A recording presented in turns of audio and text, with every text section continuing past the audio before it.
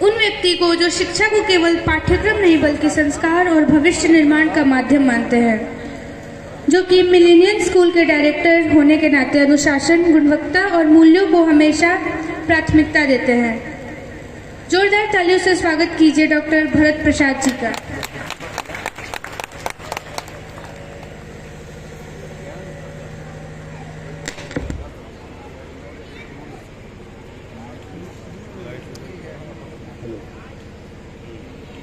Hello hello.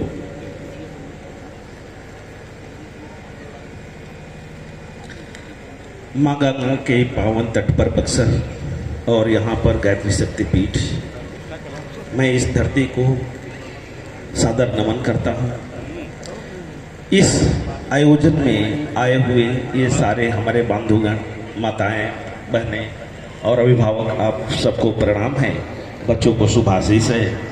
और इस कार्यक्रम को आयोजित करने में हमारे गुरु, हमारे अभिभावक श्री रमानंद तिवारी सर का मैं आभार व्यक्त करता हूं कि आपने इतना बड़ा आयोजन किया और इतने बच्चों को बुलाया मोटिवेट करने के लिए। मंच पर काफ़ी ऐसे लोग वर्तमान हैं जो परिचय के मोहताज नहीं हैं, बल्कि वो मार्गदर्शन कर रहे हैं समाज का, बक्सर के समाज का मार्गदर्शन कर रहे हैं।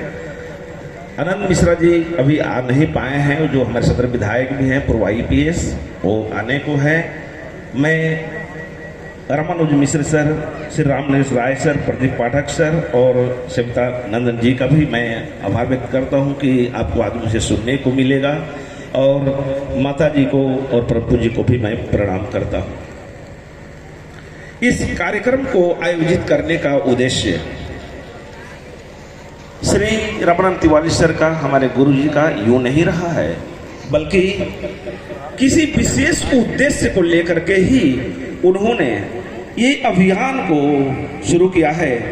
मैं दुष्यंत कुमार की एक कविता है, मैं उन्हें अर्पित करना चाहता हूँ। उन्हीं के शब्दों में, रमानंद तिवारी सर का उद्देश्य यह नहीं कि कोई हंगामा खड़ा किया जाए, बल्कि कोशिश यह है कि यह सूरत बदलनी चाहिए। अब पीर पर्वत सी हुई, वहां से कोई गंगा निकलनी चाहिए। मेरे सीने में न सही, तेरे सीने में ही सही, हो कहीं भी आग, वो आग जलनी चाहिए, वो आग जलनी चाहिए। और ये आग जो विद्या का, एक भारत के निर्माण का जो सर ने जलाया है, जो मशाल जलाया है, ये जलते रहना चाहिए। हम सब लोगों को मोटिवेटर बना करके यहाँ लाने का उद्देश्य है बच्चों से बच्चे का परिचय कराना, बच्चों को अपने शब्दों के माध्यम से वह दर्पण दिखलाना कि तुम हो क्या। जो सामने बच्चे बैठे हुए हैं, इन्हें खुद नहीं पता कि ये है क्या। इसमें से कुछ बच्चे हो सकते हैं कि भविष्य के IAS हो, भविष्य के IPS हो, भविष्य के प्रोफेसर हो, डॉक्टर हो, इंजीनियर हो, अभिनेता हो, नेता हो, बड़ा बिजनेसमैन हो या बहुत बड़ा स्टारवाइट हो। कौन क्या है ये पता नहीं, इसी को बतलाने के लिए हम सबको बुलाया गया है कि इनको हम इनका परिचय कराएं कि ये एक्चुअली है क्या। लेकिन किसी भी बच्चे को ये समझना होगा कि जो लोग भी सफल हैं, सफलता की ऊंचाई पाए हुए हैं, वो यूं ही नहीं पाए हुए हैं। बच्चों, जो प्रेशियस मेटल है, नॉन मेटल, हीरा, सोना, चांदी, सिर्फ उसके रेयर होने से उसका वैल्यू नहीं है। हीरा इसलिए चमकता है क्योंकि उसको खींचना पड़ता है, खींचना पड़ता है। अगर तुमको हीरे जैसा चमकना है तो फिर हीरे जैसा खींचना पड़ेगा। बहुत सारे मेटल हैं जो निर्माण के काम आते हैं या वाहनों में काम आते हैं या यूं ही वो यूज हो जाते हैं। लेकिन आप सभी महिलाएं भी बैठी हुई हैं, अगर आपके गहने के रूप में सजना है तो फिर हथौड़ों की मार भी सहनी पड़ती है और अग्नि में भी तपना पड़ता है। अगर आपको ज्वेलरी बनना है, जेम्स बनना है, तो आपको हथौड़ों की मार सहनी पड़ेगी। मतलब गुरुजनों का जो शब्द शूल होगा उसे भी सहना होगा, माता पिता के शब्द शूल को भी सहना होगा और परिश्रम की अग्नि में तपना होगा। अगर आप ऐसा करते हैं तब आप जीवन में सफल हो पाएंगे। मैं जो मुझे इन्विटेशन मिला उसमें से कुछ बातें शुरू से ही मैं देख रहा हूं कि स्वस्थ युवा सशक्त राष्ट्र, ये थीम ऐड करने की पीछे उद्देश्य क्या था? स्वस्थ युवा सशक्त राष्ट्र। मैं ये बतलाना चाहता हूं कि स्वस्थ व्यक्ति ही संसाधन है, स्वस्थ व्यक्ति ही संसाधन है। रुग्ण और पीड़ित और अपंग दिव्यांग ये व्यक्ति संसाधन नहीं है, वो किसी राष्ट्र पर बोझ है। स्वस्थ व्यक्ति ही संसाधन है। अगर आप स्वस्थ नहीं हैं तो आप रुग्ण हैं और फिर आप इस धरती पर बोझ है। इसलिए स्वस्थ रहना आपके हाथ में है। इसलिए स्वस्थ रहने के लिए आप लगातार प्रयास करें और अपने लिए भी 1 घंटा जरूर निकालें, प्राणायाम करें, फिजिकल करें, ताकि आप स्वस्थ रह सके। एक स्वस्थ शरीर में ही स्वस्थ मस्तिष्क का निर्माण होता है। इसलिए आपका स्वस्थ रहना सबसे पहले आवश्यक है। अगर आप स्वस्थ रहेंगे तभी आप भविष्य का स्वप्न देख सकते हैं। अगर आप स्वस्थ नहीं हैं तो फिर आप लायबिलिटीज बन जाएंगे, और लायबिलिटीज नहीं बनना है, बोझ नहीं बनना है। थीम का दूसरा है शिक्षित युवा प्रगतिशील राष्ट्र। बच्चों और अभिभावकों, मैं आप सबको ये भी बात बतलाना चाहता हूं कि विश्व के जो भी विकसित देश है वहां आप अगर लिटरेसी रेट देखेंगे तो 99% है, 100% है। अगर किसी देश में अशिक्षित लोगों की संख्या ज्यादा है तो आप समझ लीजिए कि वो देश पिछड़ा हुआ है। दुर्भाग्य से भारत में लिटरेसी तो बढ़ते जा रही है, लेकिन यहाँ पर पार्शियल एजुकेटेड लोगों की संख्या भी बढ़ते जा रही है। मैट्रिक कर लिए, नॉलेज है 5वां क्लास का, इंटर कर लिए, नॉलेज है 8वां क्लास का, ग्रेजुएशन कर लिए, नॉलेज है 10वां क्लास का। ऐसा नहीं होना चाहिए। आपको पार्शियल एजुकेटेड नहीं होना है।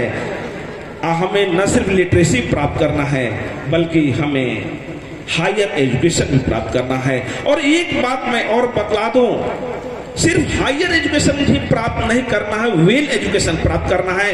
हायर एजुकेशन प्राप्त करने वाले तो आतंकवादी भी बन जाते हैं। अगर आप वेल एजुकेशन प्राप्त किए हैं तो आपके साथ संस्कार भी होगा, डिसिप्लिन भी होगा, और फिर आप इस देश के निर्माण में अपना योगदान दे सकेंगे।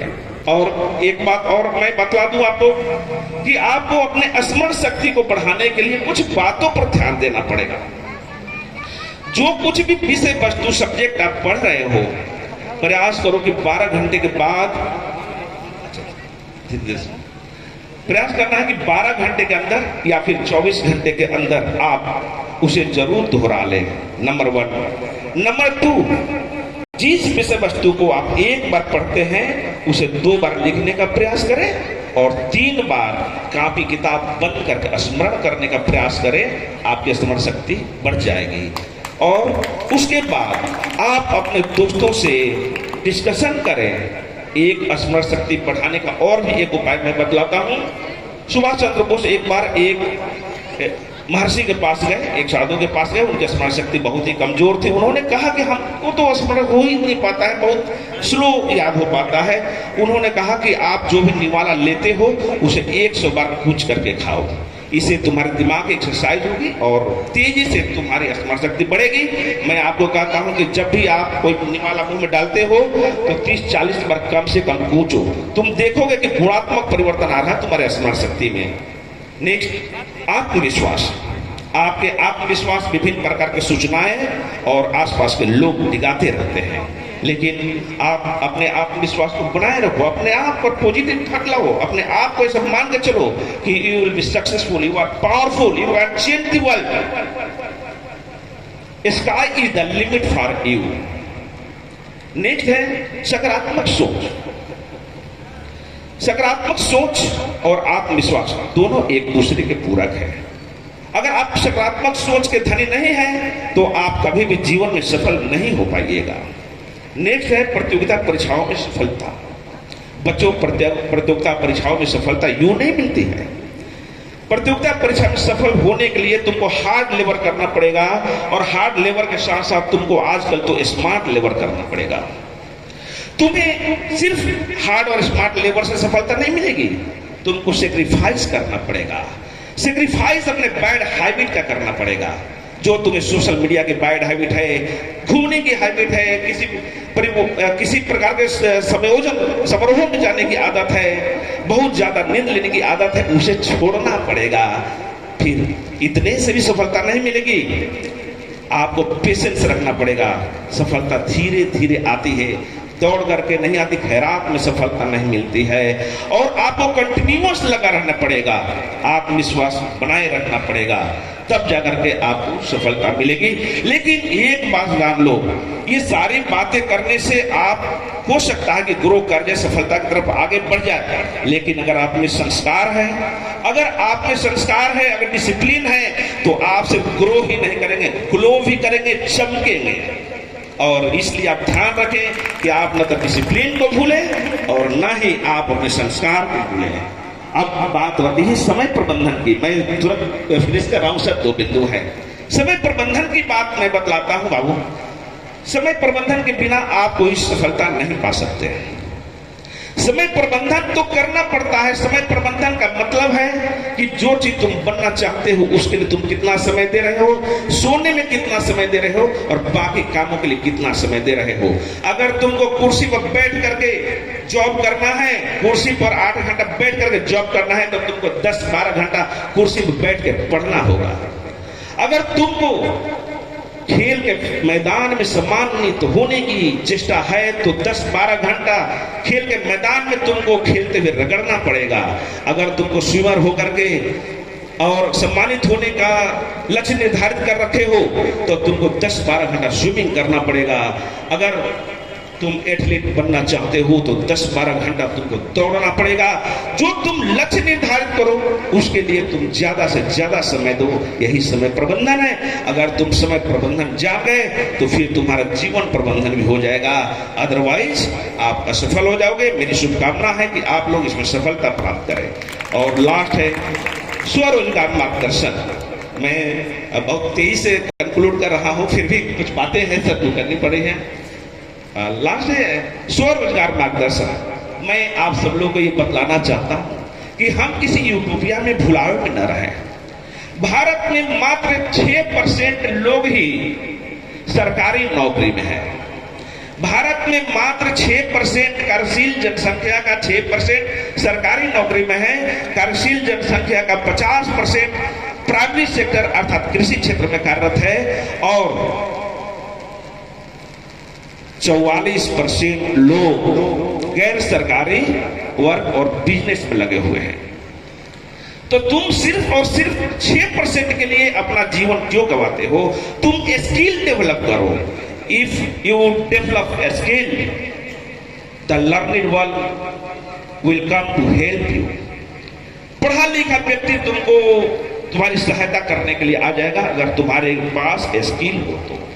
इसलिए ये ध्यान रखो कि तुम्हें स्किल डेवलप करना है, और बिना स्किल डेवलप किए तुम लक्ष्य हासिल नहीं कर सकते हो। और एक बात तुम ये जान लो कि दुनिया के सारे धनी लोग कोई सर्विस वाला नहीं है, सर्विस वाला नहीं है। घनश्याम दास बिरला जी तो 4वीं पास थे, धीरू भाई अंबानी तो 9वीं पास थे, रामदेव बाबा तो 6वीं पास है, लेकिन उन लोगों के पास स्किल है। तुम्हें सेल्फ हेल्प ग्रुप भी बनाना चाहिए पढ़ाई को लेकर के। अगर तुम एक दूसरे को हेल्प करोगे तो तुम सफल हो जाओगे। धन्यवाद। मैं अपनी गाड़ी को